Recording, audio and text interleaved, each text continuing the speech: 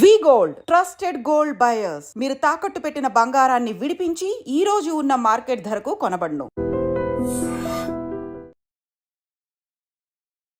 ప్రస్తుతం నేనున్నాను Visakhapatnam ISKCON temple దగ్గర. టెంపుల్ కి ముందు గనక చూసుకుంటే మనకు బీచ్ ఉంది, టెంపుల్ కి వెనుక ప్రాంతంలో చూసుకుంటే కొండ ఉంది. ఈ రెండింటి మధ్యన టెంపుల్ అంటే నిజంగా చాలా విశాలంగా చూడటానికి చాలా అద్భుతంగా ఉంటుంది కదా. మరి ఇంకెందుకండి ఆలస్యం, మనందరం కూడా ఖచ్చితంగా ఈ టెంపుల్ ని చూడాల్సిందే, స్వామిని ఆ కన్నయ్యని దర్శించుకోవాల్సిందే. అయితే అసలు ఈ టెంపుల్ కట్టడం వెనకాల అసలు ఎవరి ఆలోచన ఉంది, ఏంటి ఆ ఆంతర్యం ఏంటి, ఇలాంటి విషయాలన్నీ కూడా ఇప్పుడు మేడం ఉన్నారు, మాతాజీ నితాయ్ సేవిని మాతాజీ గారు, వారితో మాట్లాడి ఆలయానికి సంబంధించిన విషయాలన్నింటినీ కూడా అడిగి తెలుసుకునే ప్రయత్నం చేద్దాం.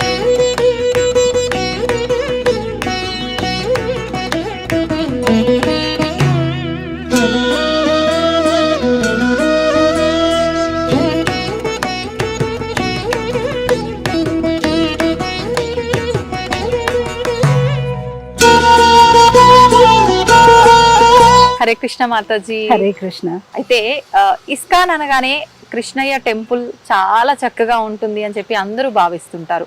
చూడటానికి ఎక్కువగా, వెళ్ళటానికి ఎక్కువగా ఇంట్రెస్ట్ చూపిస్తూ ఉంటారు. చాలా మనశ్శాంతిగా, పీస్ఫుల్ గా ఉంటుంది అని చెప్పి.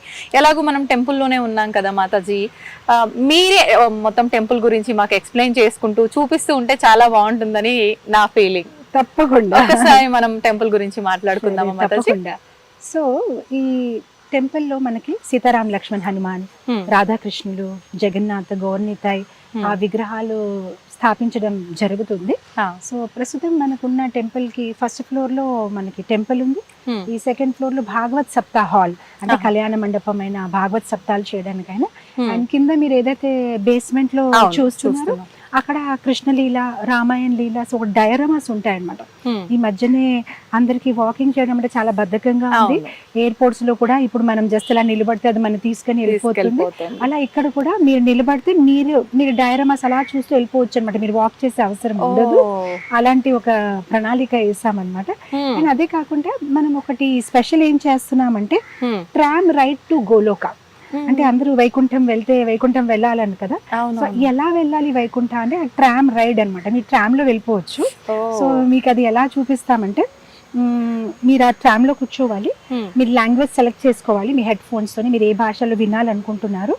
సో ఒకవేళ ఎవరైనా చెడు కర్మ చేస్తే నరకానికి వెళ్తారు. సో ఆ నరకం ఒక అనుభూతి ఆ ట్రామ్ లో మీకు ఇస్తామన్నమాట. కొంచెం వేడిగా ఉంటుంది, మీ ట్రామ్ ఇటు అటు అటు కదులుతుంది, అండ్ మీరు అన్ని విజువల్స్ చూస్తారు. ఎవరికో కాల్స్తున్నారు, ఎవరికో కట్ చేస్తున్నారు, అరుపులు. సో మీరు కూడా కొంచెం భయంగా ఉంటుంది డార్క్ రూమ్ లోనే. ఇప్పుడు 3D పిక్చర్స్ అలానే ఉంటుంది అన్నమాట. సో ఇప్పుడు ఎగ్జాక్ట్లీ మళ్ళీ మంచి కర్మ చేస్తే స్వర్గానికి, అది మళ్ళీ మీరు లోపలికి వచ్చినప్పటికీ లైట్, వెలుతురు, ఏసీ అంత చాలా హ్యాపీగా ఉంది, మంచి సువాసనం వస్తుంది అనమాట. అండ్ అది నరకం కాదు, స్వర్గం కాదు, మీరు వైకుంఠానికి అంటే గోలోకానికి వెళ్తే అక్కడ మీకు విష్ణుమూర్తి, శ్రీకృష్ణుడు, లాస్ట్ లీల అన్ని కనిపిస్తూ మీ మీద రోజ్ పెటల్స్ పడుతూ, సో అలాంటి ఒక ఎఫెక్ట్. సో మా ప్రయాసం ఏంటంటే, ఇస్కాన్ టెంపుల్ అనేసరికి అది ఓన్లీ టెంపుల్ కాదు, ఒక ఎడ్యుకేషన్ సెంటర్. అక్కడ ఎవరైనా వచ్చినప్పటికీ ఓన్లీ వాళ్ళు ఒక బొగ్గలు కొట్టేసి కొబ్బరికాయ కొట్టి 10 రూపాయలు హుండీలో వేసి వెళ్ళిపోవడం కాదు, వాళ్ళ జీవితంలో వాళ్ళ నడవడికల్లో మార్పు రావాలి. కొంచెం ఎంతో అంత జ్ఞానాన్ని తీసుకువెళ్ళాలి. అసలు టెంపుల్ అంటే ఏంటి, భగవంతుడు అంటే ఏంటి, కర్మ అంటే ఏంటి, ఏం చెయ్యాలి, ఏం చెయ్యకూడదు. సో మా ఒక ఉద్దేశం ఏంటంటే, ఆ 45 మినిట్స్ ట్రామ్ రైడ్ అయినప్పటికీ ఎవరైనా మనసులో అనుకుంటారు, ఈ టెంపుల్ నుంచి బయట అడుగు పెట్టినప్పుడు నేను చెయ్యను, నేను ఇంకా పాప కార్యాలు అయితే చెయ్యను, నేను భక్తి చేస్తాను అని ఆ ఒక నిశ్చయం, ఆ ఒక ఇన్స్పిరేషన్ వాళ్ళకి రావాలని మా ఒక అభిప్రాయం, ఒక ఉద్దేశం అన్నమాట. 45 మినిట్స్ ఉంటుందా 45 మినిట్స్ రైడ్ అన్నమాట. సో టెంపుల్ తర్వాత కళ్యాణ మండపము, తర్వాత డయారమాస్, ట్రామ్ రైడ్, అండ్ చిన్నది ఒక మల్టీమీడియా థియేటర్ పెడుతున్నాము. ఆ థియేటర్ లోనే శ్రీల ప్రభుపాదుల వారు, అంటే కృష్ణ కృపామూర్తి అభయ చరణారవింద భక్తి వేదాంత స్వామి శ్రీల ప్రభుపాదుల వారు, ఆయన ఎలా ఇస్కాన్ ని స్థాపించారు, ఆయన ఒక జీవిత చరిత్రం. ఎందుకంటే కృతజ్ఞతలు అనేది చాలా ఇంపార్టెంట్. ఈ రోజు మనం ఈ భక్తి జీవితంలో ఉన్నారు, ఇంతమందికి భగవంతుడి గురించి తెలిపించిన ఆయన ఒక కష్టం వల్ల ఆయన ఎంత కష్టపడారు. సో ఎవరైనా టెంపుల్కి వస్తే ఒక 35 మినిట్స్ అనమాట వాళ్ళకి ఆ మూవీ మొత్తం చూపిస్తాం. ఎలా అయినా కష్టపడారు, ఎలా అయినా ఒక $8 చేతిలో పట్టుకొని అమెరికా వెళ్ళి ఎంతమందిని భక్తులుగా తయారు చేశారు. సో దానికి ఒకటి ఉంటుంది. అది కాకుండా మేము నీళ్ళ కింద ధ్యాన మందిరం అని ఒక phase 2 లో తయారు చేస్తున్నాము. అది ఏంటంటే మీరు చూసి ఉంటారు, ఇప్పుడు సింగపూర్ లో ఇక్కడక్కడ అక్వేరియంస్ లాగా పెడుతున్నారు, చేపల్ని చూపిస్తున్నారు. అలా కాకుండా ఈ నీళ్ళ కింద ధ్యాన మందిరంలో మీరు లోపలికి వెళ్ళినప్పటికి మీరు నీళ్ళలో జరిగిన కృష్ణ లీలలు చూపిస్తాం. లైక్ ఇప్పుడు ఎలా అక్రూరుకి విశ్వరూపం చూపించారు, కాళియా పాముతో ఎలా నృత్యం చేసుకున్నారు, అలాంటి అన్ని లీలలు మీరు చూస్తూ ఈ ధ్యాన మందిరంలో మీరు కూర్చొని జపం చేసుకోవచ్చు. సో అది phase 2 లో వస్తుంది అనమాట. అండ్ అది కాకుండా చిన్న వేదిక్ ప్లానిటోరియం. సో ఆ ప్లానిటోరియంలో ఏంటంటే ఇప్పుడు అసలు సృష్టి అనేది ఎలా జరిగింది, ఇదేం బిగ్ బ్యాంగ్ థియరీ కాదు. అసలు బ్రహ్మ ఎలా భగవంతుడు ఒక నాభి నుంచి బయటికి వచ్చారు, ఎలా బ్రహ్మ ఈ మొత్తం సృష్టిని చేశారు, అది వైజ్ఞానికంగా అంటే సైంటిఫిక్ గానే మొత్తం అంతా ఎక్స్ప్లెయిన్ చేస్తూ స్టూడెంట్స్ కోసం, కాలేజ్ గోయింగ్ పీపుల్ కోసం అసలు according to our scriptures planets ఎలా ప్లేస్ అయి ఉన్నాయి, ఎక్కడ ఏ గ్రహాలు ఉంటాయి, మన వేదిక భాగవతం ప్రకారం భగవంతుడు ఒక లోకం ఎక్కడుంది అదంతా ఎక్స్ప్లెయిన్ చేయడం కూడా జరుగుతుంది. సో మా ఒక ఉద్దేశం ఏంటంటే ఒక 5-year-old బేబీ నుంచి ఒక 85-year-old పర్సన్ ఇస్కాన్ విశాఖపట్నం లోపల అడుగు వేస్తే వాళ్ళందరి కోసం ఏదో ఒకటి ఉంటుంది. Something to know, something to learn. So already ఒక చిన్న సండే స్కూల్ పిల్లలకి భగవద్గీత స్టోరీస్ నేర్పించడానికి, అండ్ ధ్రువ మహారాజ్, అంబరీష్ మహారాజ్, ప్రహ్లాదుడు, నరసింహ లీలలు చూపించడానికి ఒక థియేటర్. ఎందుకంటే మామూలుగా సినిమాలు చూడడానికి థియేటర్స్ కి ఐనాక్స్ కి వెళ్తున్నాం, ఇక్కడికి వచ్చి ఆ మహాపురుషులు ఒక లీలలు చూడండి, అదే ఆ థియేటర్ ఒక అంబియన్స్ లోని ఆ వాళ్ళ గురించి చూడండి. ప్లస్ ఇక్కడ మేము ఒక చిన్న గోవిందాస్ అన్నమాట, ఎక్కడైతే ఇస్కాన్ ఉంటుంది అక్కడ కర్మ ఫ్రీ డయట్, అంటే మనం ఏం తినినా కూడా దానికి కర్మ ఉంటుంది కదా, మంచి చెడు. కానీ భగవంతుడికి నైవేద్యం పెట్టి తినడానికి కర్మ ఉండదు. సో కర్మ ఫ్రీ ప్రసాదం, లేదు మీరు గోవిందాస్ రెస్టారెంట్ అనొచ్చు, లేదంటే కర్మ ఫ్రీ హాల్ అనుకోవచ్చు, అన్నదానం హాల్ లాగా అది కూడా పెరగడం జరుగుతుంది. ఎందుకంటే ఎవ్రీడే అన్నదానం హాల్ అయితే ఎలాగో ఉంటుంది, వచ్చిన వాళ్ళందరికీ ప్రసాదం. అది కాకుండా ఇప్పుడు పిల్లలు ఉన్నారు, వాళ్ళకి సాధారణంగా సమ్ ఏదో జంక్ ఫుడ్ తినాలని ఉంటుంది, కొంచెం వెరైటీగా. సో ఆ వెరైటీగా బయట రెస్టారెంట్స్ లో తినకుండా ఇక్కడే అది భగవంతుడికి నైవేద్యం పెట్టి తినండి ఏదైనా. సో అక్కడ అంటే పిల్లలకి మళ్ళీ భగవంతుడి వైపు ఆకర్షించాలంటే వాళ్ళకి ఇష్టం వచ్చినా కూడా కొన్ని ఐటమ్స్ ఉండాలి. సో అది కూడా త్వరలోనే రెడీ అవుతుంది. సో ఈ మొత్తం కాంప్లెక్స్ లోని టెంపుల్స్, కళ్యాణ మండపమ్స్, halls, restaurants, dioramas, theatre, tram ride, planetarium, under water meditation hall, and ఇక్కడ మొత్తం అంతా గార్డెన్. త్వరలోనే ఇదంతా టెంపరీ స్ట్రక్చర్ ని ఇచ్చేసేసి ఇక్కడ 350 కార్స్ కి parking. So this whole place already మనకి గెస్ట్ హౌస్ ఉంది, around 100 rooms guest house. So the whole plan is that anybody ఎవరైతే ఈ టెంపుల్ కి వస్తారు, there is something for them. Food lovers కి ఓకే, మాకు ఆధ్యాత్మికత ఓన్లీ ఫుడ్ ఇష్టం అంటే సరే ప్రసాదం తినండి, ఏం అవసరం లేదు, ఓన్లీ భగవంతుడు ప్రసాదం తినండి. లేదు కొందరికి లేదు మాకు జ్ఞానం, నాకు ఇంకా నేర్చుకోవాలి, వాళ్ళ కోసం ఒక ఆడియో వీడియో లైబ్రరీ, వాళ్ళు ఎప్పుడు కావాలి వచ్చి ఈ లైబ్రరీలోనే ఉచితంగా భగవద్గీత, భాగవతం, పురాణాలు, శాస్త్రాలు చదవచ్చు. ఎవరికైతే వినాలని ఇష్టం వాళ్ళు వచ్చి భాగవతం ప్రవచనం వినొచ్చు, ఎవరికైతే భజన్స్ అయితే ఇష్టం వాళ్ళు భజన్ చేసుకోవచ్చు, ఎవరైతే ఆ విగ్రహాలు దర్శనం చేయడానికి ఆనందిస్తారు వాళ్ళు భగవంతుడు ఒక అలంకారం చూసుకోవచ్చు.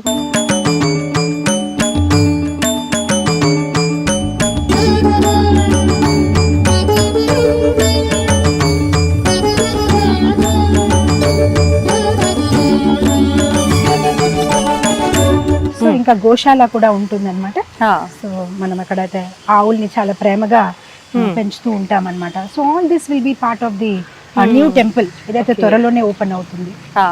మనకు మామూలుగా అంటే ఇస్కాన్ అంటేనే చాలా అద్భుతంగా చూడటానికి కొంచెం కొత్తగా అనిపిస్తోంది కదా మాతాజీ. ఇప్పుడు మీరు చెప్పిన దాన్ని బట్టి చూస్తే ఇవన్నీ కూడా చాలా కొత్తగా వింతగా చూడడానికి అద్భుతంగా ఉండబోతున్నాయి అనిపిస్తోంది. మరి ఇదంతా మేము ఎంతకాలం వేచి ఉండాలంటారు, ఎప్పుడు రెడీ అవుతుందంటారు? సో మేబీ అనదర్ 1 year లో 2 years లో అది కంప్లీట్ అవ్వాలని మేము ప్రణాళిక వేసాము. దాతల పైన కూడా ఆధారపడి ఉంది. సో యా మెల్లమెల్లగా అవుతుంది. మేము ఎవ్రీ ఇంచ్ ని చాలా అందంగా డెకరేట్ చేయాలని అనుకుంటున్నాము. So even if it is taking time, it will be the most beautiful temple. అవును, మనకు ఇంకెక్కడైనా ఇస్కాన్ టెంపుల్స్ లో ఇలాంటి అవకాశాలతో కూడి ఉన్న టెంపుల్ ఎక్కడైనా ఉందా మాతాజీ? మన టెంపుల్ ప్రత్యేకత ఒకటి ఏంటంటే, ఇటు చూస్తే సముద్రం ఉంది, అటు చూస్తే కొండలు, మధ్యలో టెంపుల్. ఇలాంటి మీరు ఎక్కడ ఇస్కాన్ లో కూడా మీరు ఎక్కడ చూడరు. సో ఇది ఒక ప్రాకృతికంగా కూడా చాలా అందంగా ఉంది. అలాగే దీంట్లో ఉన్న ఫీచర్స్ ఇప్పుడు మోడర్న్ జనరేషన్ కి ఏదైతే అవసరమో దాన్ని మనసులో పెట్టుకొని ఈ ప్రణాళిక వేయడం జరిగింది. సో దట్ యంగ్స్టర్స్ అయినా, చిల్డ్రన్, టీనేజర్స్, ఓల్డ్ పీపుల్ అందరినీ మనము అట్రాక్ట్ చేయొచ్చు అండ్ కృష్ణ చైతన్యంలో తీసుకురావాలి అని ఆ ప్రణాళికతో ఇవన్నీ క్రియేటివ్ కాన్సెప్ట్స్ జరిగింది. నిజంగా చాలా మంచి ఈ ఆలోచన అంతా మీదేనా మాతాజీ? ఎవరి ఆలోచన ఇదంతా? Me and my husband. మా హస్బెండ్ అండ్ నేను యుఎస్ లో ఉండేవారము. మేము ఇక్కడ వైజాగ్ లో వచ్చినప్పుడు ఒక రాధాకృష్ణ ఫ్రేమ్ తోనే టెంపుల్ మొదలు పెట్టాము. మా దగ్గర ఏమీ ఉండేది కాదు. అండ్ స్లోగా ఈ ఒక డ్రీమ్ ప్రాజెక్ట్, మేమిద్దరు అనుకున్న ఆ డ్రీమ్ ప్రాజెక్ట్ ఇది. సో మేము ఇక్కడ వచ్చినప్పటికీ మాకు అసలు భాష రాదు, ఎవరు తెలిసిన వాళ్ళు కూడా లేరు. ఒక్క ఫ్రేమ్, రాధాకృష్ణ ఫ్రేమ్ తోని సీతంధారలో ఒక అద్దెంట్లో ఉంటూ ఇస్కాన్ సెంటర్ ని మొదలు పెట్టాము. మెల్లమెల్లగా అప్పుడు ఆ ల్యాండ్ వచ్చింది అండ్ గవర్నమెంట్ దగ్గర తీసుకున్నాము. మెల్లమెల్లగా ఈ యొక్క డ్రీమ్ ప్రాజెక్ట్ ని మొదలు పెట్టాము. So this is our life time dream, ఈ టెంపుల్ కంప్లీట్ అవ్వాలి అని. ఓకే, మామూలుగా అంటే మీకు ఈ ఆలోచన ఉండటం వరకు ఓకే, కానీ అంటే సార్ కి కూడా ఈ ఆలోచన రావటము, మీకు సపోర్ట్ చేయడం ఇదంతా అంటే ఎలా జరిగింది? సో నాకైనా ముందు ఆయన భక్తిలో ఉన్నారు, ఇస్కాన్ లో ఉన్నారు. అండ్ ఆయన ఇస్కాన్ హైదరాబాద్ లో అధ్యక్షులుగా ఉండేవారు. అప్పుడు ఆయనతో నాకు పరిచయం అయ్యింది. సో ఆయన మాట్లాడినప్పుడు, ఆయన మాటలు విన్నప్పటికీ నాకు చాలా ఇన్స్పిరేషన్ వచ్చింది. ఆయన ఒక ఆలోచించే విధానం. అండ్ మా ఇస్కాన్ లో ఒక స్వామీజీ ఉండేవారు. ఆయనకి విశ్వకర్మ అని చెప్పేవారు, ఎందుకంటే ఇస్కాన్ లో ఉన్న ప్రతి టెంపుల్ కి ఆయనే డిజైన్ ఇచ్చేవారు. ఇప్పుడు ఆయన లేరు, పరంపదించారు. సో మా హస్బెండ్ ఆయన కిందే చాలా సంవత్సరాలు సేవ చేసుకున్నారు. సో ఆయనకు ఆర్కిటెక్చరల్ మైండ్ సెట్ ఉందన్నమాట, ఇలా ఉండాలి, అలా ఉండాలి టెంపుల్ అనేసరిగా. సో చాలా వరకు డిజైనింగ్ అంతా ఆయనే చేశారు.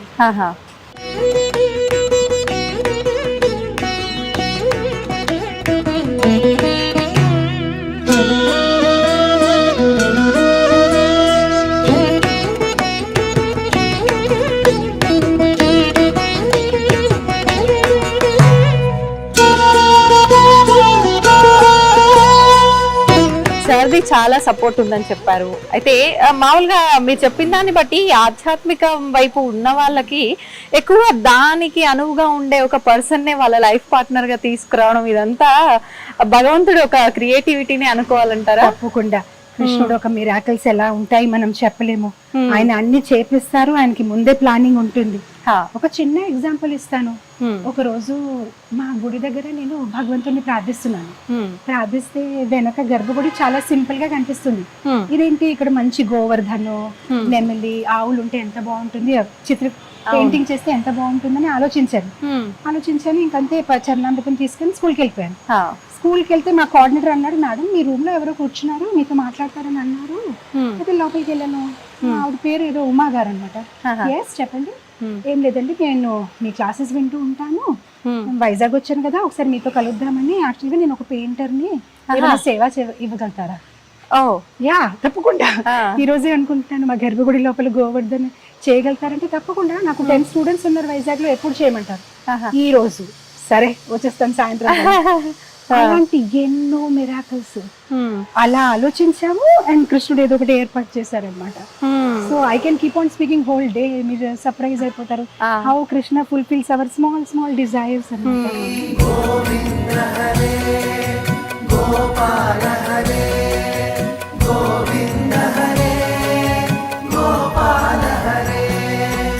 మాతాజీ మన వెనకాల కనిపిస్తున్నారు స్వామివారు, ఆయన కూడా కృష్ణుడేనా మాతాజీ? ఎవరైనా?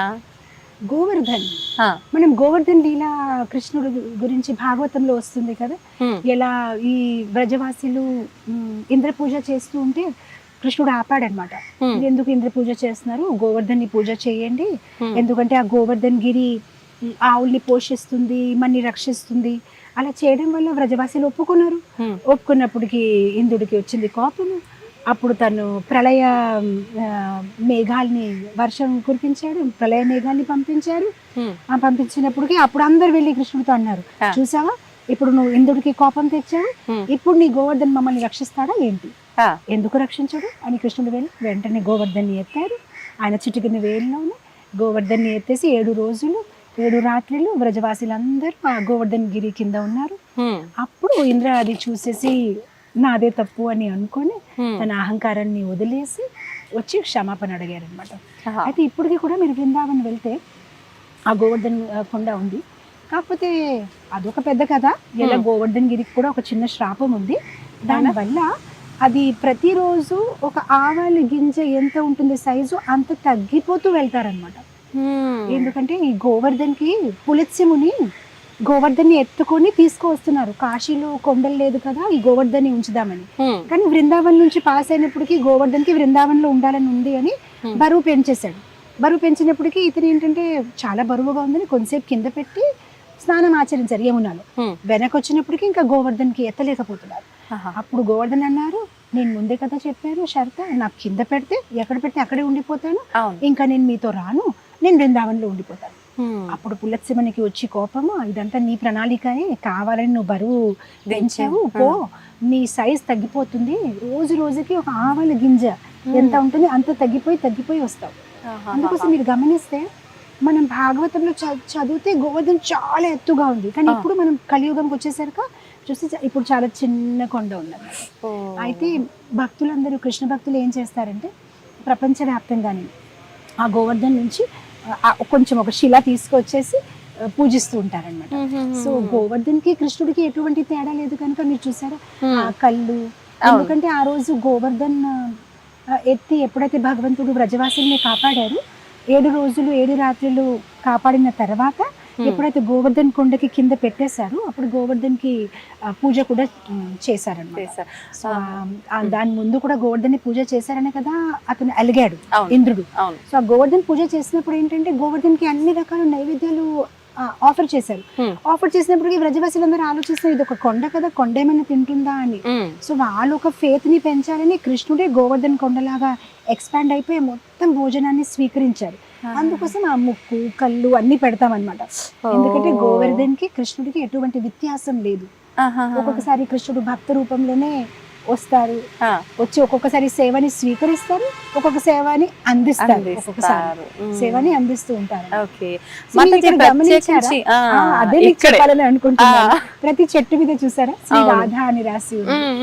ఇది మొత్తం బృందావన్. మీరు గమనించండి, అక్కడ గోపికలు ఉన్నారు, అక్కడ కృష్ణుడు ఆడుకుంటున్నాడు. అది కుసుమ్ సరోవర్ గోవర్ధన్ లో ఉన్న ప్లేస్ అన్నమాట. అది కుసుమ్ దాని విశిష్టత గురించి ఒక 2 మాటలు. అక్కడ చాలా స్పెషల్ పాస్టమ్ అయ్యేది. కుసుమ్ సరోవర్ పక్కనే చాలా చెట్లు ఉన్నాయన్నమాట. చెట్ల పైన మంచి పువ్వులు ఉన్నాయన్నమాట. సో రాధారాణి ఒక్కొక్కసారి ఏంటంటే సూర్య పూజ కోసము వెళ్ళి ఆ చెట్ల నుంచి పువ్వులు తింపుతూ ఉంటారు. సో అది ఆ కొమ్మ పైకి ఉంటుంది కదా, ఒక్కొక్కసారి కృష్ణుడు ఏం చేసి మారవేషం వేసేసి ఆ కొమ్మ పైన కూర్చుని కొమ్మని ఇలా కిందకి పెట్టేసరికి రాధారాణి ఆ పువ్వులు తీసుకుంటున్నారు. ఒక్కొక్కసారి ఇంకా పైకి అలా చేతేసినప్పటికీ కృష్ణుడు ఆ కొమ్మ మీద నుంచి నిలబడిపోతారు. నిలబడిపోయినప్పుడు ఏమవుతుందంటే రాధారాణి కొమ్మకి వేలాడుతూ వెళ్ళిపోతారు అనమాట. అలా పట్టుకొని వేలాడతారన్నమాట. అప్పుడు కృష్ణుడు ఇంకా ఆవిడని టీస్ చేసి నీ కింద దింపాలా లేదా ఇది అది ఆవిడని ముద్దులు వేసుకొని. సో కుసుమ్ సరోవర్, కుసుమ్ అంటే పువ్వులు, కుసుమ్ సరోవర్ అంటే ఏ సరోవర్ చుట్టూ ఆ పుష్పాలు ఉన్నాయి ఇక్కడ మనం చూస్తున్నాం, అది కుసుమ్ సరోవర్. సో అలా ఇక్కడ చూసింది అన్ని మీకు బృందావన్ ని గుర్తు తెచ్చుకుంటుంది. బృందావన్ లో కూడా ప్రతి చెట్టు మీద రాధా రాధా రాసి ఉంటుంది, గోవర్ధన్ గిరి ఉంటుంది, యమున ఉంటుంది, ఆ కాళియా కృష్ణుడు ఉంటాడు. సో ఒక బృందావన్ ని మీరు గుర్తు చేసుకోవాలి. అనుభూతి కలగడం కోసం మొత్తం అలానే ఆర్గనైజ్ చేయడం జరిగింది. ఇప్పుడు మనకు విషయానికి వస్తే కూడా, కొండ విషయానికి వస్తే కూడా మామూలుగా కట్టడం ఏదైతే ఉంటుందో అలా కట్టేస్తూ ఉంటారు, కానీ ఇక్కడ స్టోన్ ని తీసుకొచ్చి అలా ఒక అనుభూతి కలగడం కోసం ఇలా క్రియేటివ్ గా ఆలోచించి పెట్టారా మాతాజీ? అవునండి, చాలా బాగుంది. మాతాజీ ఈ చెట్టు ప్రత్యేకించి ఇక్కడ పెట్టడం వెనకాల ఏమైనా రీజన్ ఉందా? నార్మల్ గా పెట్టడం జరిగింది.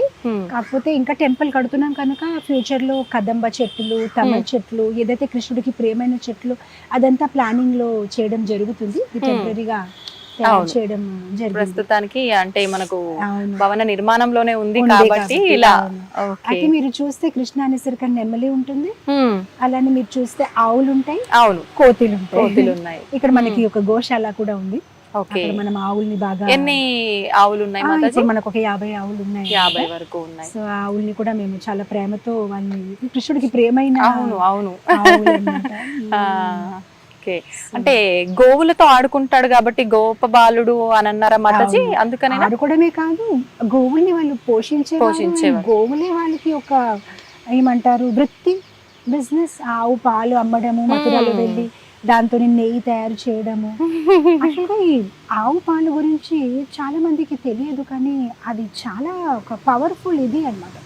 దాంట్లో ఉన్న యాంటీ ఆక్సిడెంట్స్ అయినా, దాంట్లో ఉన్న ఆ ఇంగ్రీడియంట్స్ అయినా మన not only for hour physical body, మన బ్రెయిన్ కోసం కూడా చాలా మంచిది. మీరు ఆవు పేయి కూడా చూస్తే పుట్టిన వెంటనే అది పరిగెత్తుతుంది. అదే మీరు బఫెలోస్ చూస్తే అది అలా పడుకుని సమయం తీసుకుంటుంది. పెద్దవాళ్ళు చెప్తారంటే ఆవు పాలు తాగితే చాలా ఎజైల్ గా, యాక్టివ్ గా తయారవుతారు. బఫెలో మిల్క్ తాగితే బద్ధకంగా. ఇన్ఫాక్ట్ నాకు ఒక కథ గుర్తొస్తుంది, ఇది నిజమైన కథ. బ్రిటిష్ గెజెటెడ్ డాక్యుమెంట్స్ లో ఉంది. ఒకసారి ఒక అతను, ఇద్దరు బ్రిటిషర్స్ ఫైట్ చేస్తున్నారు, చాలా పెద్ద గొడవ అయింది. అయినప్పటికీ వాళ్ళు న్యాయాధీశు జడ్జ్ దగ్గరికి వెళ్ళారు. జడ్జ్ దగ్గరికి వెళ్తే జడ్జ్ అన్నారు, మీరిద్దరు ఫైట్ చేసినప్పటికీ ఎవరైనా ఉన్నారా అక్కడ, అంటే ఇది ఇవ్వడానికి, విట్నెస్ ఇవ్వడానికి?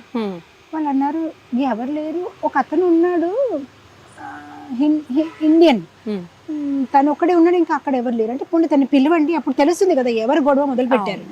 తను తీసుకొచ్చేసి తనకు చెప్పారు, బాబు నువ్వు ఏమైనా చెప్పగలుగుతావా, అసలు గొడవ ఎవరు మొదలు పెట్టారు? తను అన్నాడు, నాకు ఇంగ్లీష్ రాదు. తను హిందీలోనే అన్నాడు, నాకు ఇంగ్లీష్ రాదు. వీళ్ళిద్దరు ఏం మాట్లాడారు అది నేను విన్నాను, కానీ నాకు అర్థం అవ్వలేదు. కానీ యాజ్ ఇట్ ఈస్ రిపీట్ చేయమంటే చేసేస్తాను, కానీ వాళ్ళు ఏం మాట్లాడి దాని అర్థం తెలియదు. సో వాళ్ళు 15 minutes మాట్లాడిన కాన్వర్సేషన్, ఇతనికి ఇంగ్లీష్ ఒక్క వర్డ్ రాదు, యాజ్ ఇట్ ఈస్ గా రిపీట్ చేసి మొత్తం జడ్జ్ కి చెప్పేశారు. యాజ్ ఇట్ ఈస్ ఇంగ్లీష్ లోనే విన్నాడు కదా. సో ఆ రోజుల్లో వాళ్ళంతా బ్రెయిన్ గా ఉండేవారు. యాజ్ ఇట్ ఈస్ చెప్పేస్తే ఈ జడ్జ్ సర్ప్రైజ్ అయ్యి, ఇంతగా మీకు ఎలా గుర్తు ఉండిపోయింది, అసలు ఏం తింటున్నారు? అప్పుడు తను అన్నాడు, ఆవు పాలు తాగుతాను నేను రెగ్యులర్ గాని. సో ఇమాజిన్ ఎంత ఇంటెలిజెన్స్ అన్నమాట ఆ ఆవు పాలు తాగడం వల్ల, యాజ్ ఇట్ ఈస్. అందు గురించి చూడండి, ఆ రోజుల్లో అసలు పుస్తకం అనేది ఉండేది కాదు, అన్ని మస్తకంలోనే. గురుగారు చెప్తారు, వీళ్ళు అంతే కంఠస్థం చేసేస్తారు. పుస్తకాల్లో ఉంటే పోతాయి గానీ ఇక్కడ పెట్టుకున్న ఎక్కడికి పోవు, ప్రాణం పోయేదాకా. సో ఆ రోజుల్లో ఆహారం కూడా అలా ఉండేది కదా. ఆవు పాలు తాగడం వల్ల, ఆ నెయ్యి, ఆవు నెయ్యి తినడం వల్ల, తాగడం వల్ల ఎంత వాళ్ళు ఇంటెలిజెంట్, ఫిజికలీ కూడా అండ్ మెంటలీ కూడా. ఆ మెమరీ పవర్ చూడండి, అసలు 15 minutes as it is repeat చేస్తారు. ఇతను ఇలా అన్నాడు, ఇతను అలా అన్నాడు, ఇతను అలా అన్నాడు. అసలు మామూలుగా అంటే ఒక ఏదైనా 2-3 పదాలు వరుసగా చెప్తేనే చెప్పలేకపోతాం, ముందు వెనక ముందు చెప్పేస్తాం మనం. అయితే ఇప్పుడు ప్రస్తుతం నిజంగా ఇదంతా దీన్ని బట్టే అలా జరిగింది మొత్తానికైతే. మాతాజీ, ఇప్పుడు మీరు అన్నట్టుగా వాళ్ళ వృత్తే అది కాబట్టి కృష్ణుడికి ఆ వెన్న, ఆవు పాలు ఇవన్నీ కూడా ఇష్టమా, లేదంటే వెన్న దొంగ అని ఆయనకు పేరే పెట్టేశాము, లేదంటే దాని వెనకాల కూడా ఏదైనా స్టోరీ ఉందా? లేదు, కృష్ణుడికి వెన్న అంటే నిజంగానే చాలా ఇష్టం. వెన్నలో ఉన్న మంచి గుణాలు కూడా ఉన్నాయి కదా. వెన్న ఎంత సాఫ్ట్ గా ఉంటుంది, వెన్న ఎంత పవిత్రంగా వైట్ గా ఉంటుంది. అలానే భక్తులు కూడా ఎవరైతే చాలా మృదుగా మాట్లాడతారు, వినయంగా ఉంటారు, పవిత్రంగా ఉంటారు, మనసులో ఎటువంటి ఏమంటారు కాంప్లికేషన్స్ లేదు, సింపుల్ గా ఉంటారు, అలాంటి వాళ్ళని భగవంతుడు స్వీకరిస్తారు. అందు గురించి ఆయన వెన్న స్వీకరించి చెప్పారనమాట, మీ హృదయం కూడా అలా ఉంటే మిమ్మల్ని కూడా నేను స్వీకరిస్తాను. సో నిజంగానే కృష్ణుడికి వెన్న అంటే చాలా ఇష్టం. అండ్ వెన్న దొంగిలించేవారు, మనకి తెలుసు దొంగిలించడం అంటే ఆ గోపికలే పిలిచేవారు, ఓ దేవాది దేవుడు రండి మా భోగాన్ని స్వీకరించండి. ఆయన వచ్చారు, వస్తే వాళ్ళు తిట్టేవారు, వాళ్ళు తెలియదు కదా కృష్ణుడే దేవాది దేవుడు, ఎవరికైతే మేము రోజు ప్రార్థిస్తున్నాము. ప్లస్ పూర్వంలో ఎన్ని జన్మాల నుంచి గోపికలందరూ ఋషిగా మునిగా ఉండేవారు. త్రేతాయుగంలో రాముల వారు అవతరించినప్పుడు అప్పటి నుంచి కోరుకున్నారు, తల్లిగా ప్రేమిస్తాను, ఎవరో భార్యగా ప్రేమిస్తాను అనుకున్నారు, ఎవరో ఒక సఖిగా ప్రేమిస్తారు అనుకున్నారు, ఎవరో చెల్లిగా ప్రేమిస్తారు అనుకున్నారు. అందరూ ఒక కోరికల్ని కృష్ణ రూపంలోనే, కృష్ణ అవతారంలో ఆయన తీర్చేశారు. అవును అవును. సంతోషం మాతాజీ. మనం గోశాల కూడా చూద్దామా ముందుకెళ్ళి? తప్పకుండా రండి.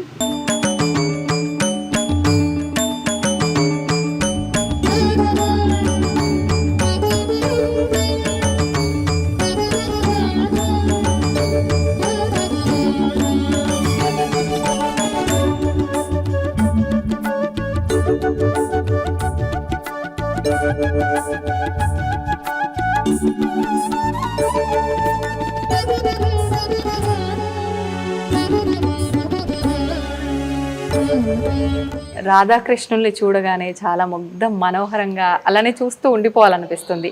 అంటే ఇప్పుడు స్వామివారిలో రాధాదేవిలో కళ ఉన్నప్పటికీ మనం అలంకరించే విధానంలో కూడా ఇంకొంత కళ సంతరించుకుంటుంది అనే చెప్పాలి. నిజంగా వాటన్నిటి గురించి అలంకరణ విషయంలో కానీ మామూలుగా మనం ఆలయాల్లో చూస్తుంటాం, కొన్ని ప్రత్యేకమైన రోజుల్లో విశేషమైన పూజలు జరగటం, విశేషమైన అలంకరణలు జరగటం చూస్తుంటాం. ఇక్కడ రాధాదేవికి కన్నయ్యకి ఎలాంటివి జరుగుతూ ఉంటాయి వాటన్నిటి గురించి? తప్పకుండా. అయితే మీరు ఇక్కడ చూస్తున్నారు రాధా దామోదర్. మీరు గమనిస్తే ప్రతి ఇస్కాన్ టెంపుల్ కి విగ్రహాలకి వేరే వేరే పేర్లు ఉంటాయన్నమాట. రాధా దామోదర్, రాధా మదన్ మోహన్, రాధా కుంజ బిహారీ, రాధా రమణ్, రాధా గోవింద్, రాధా గోపీనాథ్ అలా ఉంటాయి. మా విగ్రహాల పేరు రాధా దామోదర్. అంటే అలా ఎవరికి నచ్చినట్టుగా వాళ్ళు గురువులు ఇస్తారు. సో దామోదర్ అంటే మీకు తెలుసు కదా, ఎవరికైతే ఉదరం మీద దామ్ యశోదామాత కట్టారు కదా, సో ఆ దామోదర్ అన్నమాట. ఇటు మీరు చూస్తున్నారా చిన్న గోవర్ధన్ శిల ఉందన్నమాట. ఇందాక మనం గోవర్ధన్ శిల గురించి చర్చించాము. ఆ గోవర్ధన్ శిలకి పూజిస్తూ ఉంటాము.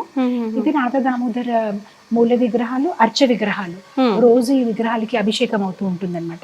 సీతారాం లక్ష్మణ్ హనుమాన్, గోర్ నితాయ్ కలియుగంలో నిత్యానంద అండ్ చైతన్య మహాప్రభు, కృష్ణ బలరాం ఒక అవతారం అన్నమాట. అండ్ జగన్నాథ స్వామి సుభద్రాదేవితోని సుదర్శన్ చక్ర, అక్కడ తులసిని పూజిస్తూ ఉంటారు. పక్కనే నరసింహస్వామి లక్ష్మీదేవితో విరాజితులై ఉన్నారు. అండ్ ఇక్కడ మీరు చూస్తున్నారు కదా గురువులు అన్నమాట. మొత్తం అంతా పరంపరలో ఎవరైతే కృష్ణ భక్తి ప్రభుపాదుల వారు ముందు ఉన్న గురువులు, వాళ్ళ గురువులు ఈ మొత్తం అంతా బ్రహ్మ మాధవ గౌడీయ సంప్రదాయ కృష్ణుడి నుంచి మొదలయ్యిందన్నమాట. సో అలా అంటే ఇప్పుడు కృష్ణుడి తర్వాత మొదట గురువుగా బ్రహ్మ నుంచి వరుసగా. ఇక్కడ చాలా ప్రోగ్రామ్స్ అవుతూ ఉంటాయి. శ్రీల ప్రభుపాదుల వారు మా జీవితాన్ని, భక్తుల యొక్క జీవితాన్ని ఎలా చేసేసారంటే ప్రతి రోజే పండుగ. మాకు కంటిన్యూస్ గా జూలై వచ్చేసరికి రథయాత్ర ఉంటుంది. జగన్నాథ స్వామికి మేము ఊరేగింపు తీసుకెళ్తాము. మళ్ళీ ఆగస్ట్ వచ్చేసరికి జన్మాష్టమి ఉంటుంది. చిన్న కృష్ణుడిని ఉయ్యాలలో పెట్టి అభిషేకం చేసి మధ్యరాత్రి వరకు జన్మాష్టమి ప్రోగ్రామ్ ఉంటుంది. మళ్ళీ సెప్టెంబర్ వచ్చేసరికి రాధారాణి ఆవిర్భావించిన రోజు ఉంటుంది. ఆ తర్వాత కార్తీక మాసం మొదలవుతుంది. సో మేము నెలంతా యశోదా దామోదర్ని పూజిస్తూ ఉంటాం అన్నమాట. దామోదర్ మాసం కంప్లీట్ అయ్యేసరికి మన ఇది వచ్చేస్తుంది, గీతా జయంతి ప్రోగ్రామ్ వచ్చేస్తుంది, మోక్షద ఏకాదశి. అండ్ ఆ తర్వాత ప్రత్యేకమైన కార్యక్రమం వైకుంఠ ఏకాదశి. వైకుంఠ ఏకాదశిలో మేము వైకుంఠ ద్వారం అనేది కడతాము. అండ్ అదే కాదు, ఆ రోజు రాధారాణికి కృష్ణుడికి బాలాజీ అలంకారం ఉంటుంది. సో చాలా ప్రత్యేకంగా ఉంటుంది. అండ్ ఆ రోజు మేము పుష్య అభిషేకం చేస్తాం పుష్పాలతో. సో మీరు ఆ రోజు కనుక గుడికి వస్తే మీరు రాధాకృష్ణుడు కళ్ళు మాత్రమే కనిపిస్తుంది, మొత్తం అంతా పువ్వులతో నిండిపోయి ఉంటారు, రకరకాలమైన పువ్వులు. సో 2 రోజుల నుంచి భక్తులు ఆ సేవలో ఉంటారు, ఆ కైంకర్యం చేస్తూ ఉంటారు, పెటల్స్ ని తీస్తూ ఉంటారు. అండ్ ఆ తర్వాత హోలీ ఫెస్టివల్ కూడా మాది ఏంటంటే వైకుంఠ ఏకాదశి రోజు ఫ్లవర్ హోలీ ఆడుకుంటాం. సో ఒక్కరిపైన ఒక్కరు ఆ ఫ్లవర్ ని చేయడము, సో అది చాలా ప్రత్యేకమైన కార్యక్రమం ఉంటుంది. ఆ తర్వాత మళ్ళీ నిత్యానంద త్రయోదశి, గౌర పూర్ణిమ, మన గౌర్ నిత్యానంద చైతన్య మహాప్రభు ఆవిర్భావించిన, అది కూడా చాలా గొప్పగా ఆ పండుగ చేస్తూ ఉంటాము. అదైన వెంటనే మళ్ళీ శ్రీరామనవమి వస్తుంది. శ్రీరామనవమి ఏప్రిల్లో వచ్చినప్పటికీ మళ్ళీ మేలో నరసింహ చతుర్దశి, అది కూడా చాలా గ్రాండ్ గా. సో సంవత్సరం అంతా అండ్ సమ్మర్ అయ్యేసరికి పిల్లలు ఒక రెసిడెన్షియల్ క్యాంప్ ఉంటుంది. సో ఆల్ ఓవర్ వరల్డ్ నుంచి అందరు వస్తారు. సో ఇయర్ అంతా ఏదో ఒక ప్రోగ్రాము, ఏదో ఒక పండుగ మాతాజీ. మామూలుగా వసంత పంచమి రోజు కృష్ణుడు హోలీ ఆడినట్టుగా మనకు తెలుస్తుంటుంది కదా పురాణాల్లో. ఆ రోజున ఏదైనా జరుగుతూ ఉంటుంది? మాకు శరత్ పూర్ణిమ, వసంత పంచమి అన్ని రోజుల్లో కూడా ప్రత్యేకమైన అలంకారం ఉంటుంది. భగవంతుడికి కలర్స్ ఆల్సో, ఏదైతే ఇప్పుడు మీరు బట్టలు చూస్తున్నారు దానికి కూడా ఒక సిస్టమ్ ఉంది. సోమవారం ఏ రంగు పెట్టాలి, శరత్ పూర్ణిమ రోజు భగవంతుడికి ఎలా అలంకరించాలి, వసంత పంచమి రోజు ఎలా అలంకరించాలి, అన్ని ఒక ఆగమ శాస్త్రాలు ఏదైతే ఉన్నాయో దాని ప్రకారం జరుగుతూ ఉంటాయి అన్నమాట. ఏ పువ్వు ఇవ్వాలి, ఆ రోజు ఏం నైవేద్యం పెట్టాలి, అన్ని దాని ప్రకారం ఒక పంచరాత్రిక విధిలోనే వాళ్ళు పాటిస్తూ అంత శాస్త్ర ప్రకారంగానే. అన్ని శాస్త్ర ప్రకారం.